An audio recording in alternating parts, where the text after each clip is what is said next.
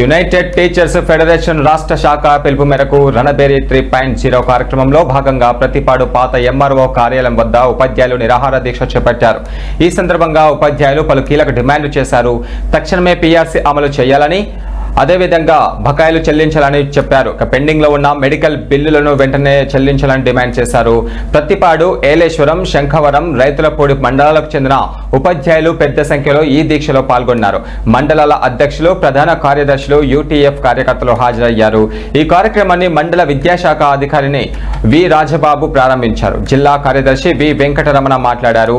ఒక ఉపాధ్యాయుల సమస్యలను వివరించారు. తోట సీతారామయ్య, జట్ల సోమరాజు, జిల్లా కుటుంబ సంక్షేమ అధికారి ఆర్ రామలింగేశ్వరరావు తదితరులు పాల్గొన్నారు. దీక్షా శిబిరానికి సిఐటియు నాయకుడు రొంగాల ఈశ్వరరావు మద్దతు ప్రకటిస్తూ ఉపాధ్యాయుల న్యాయమైన డిమాండ్లను ప్రభుత్వం వెంటనే పరిష్కరించాలని కోరారు. మనకి రాత్రి 10-11 ఆ ప్రాంతంలో.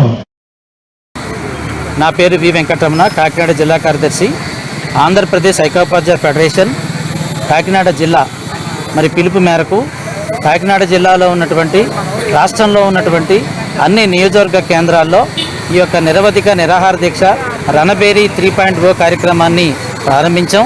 ఐక్యోపాధ్యాయ ఫెడరేషన్గా ఉపాధ్యాయుల సమస్యల మీద రాజీ లేని పోరాటం చేస్తుంది.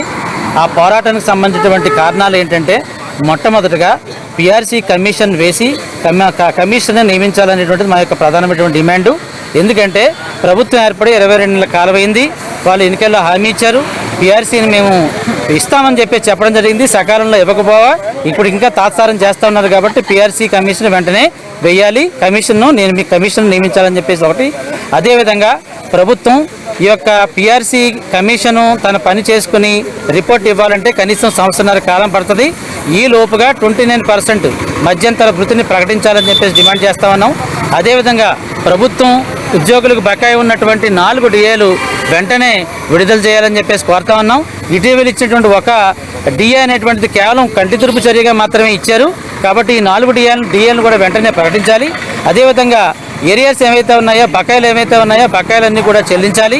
అదేవిధంగా కోవిడ్ సమయంలో చనిపోయినటువంటి ఉపాధ్యాయ ఉద్యోగ కుటుంబాలు 956 కుటుంబాలు ఉన్నాయి.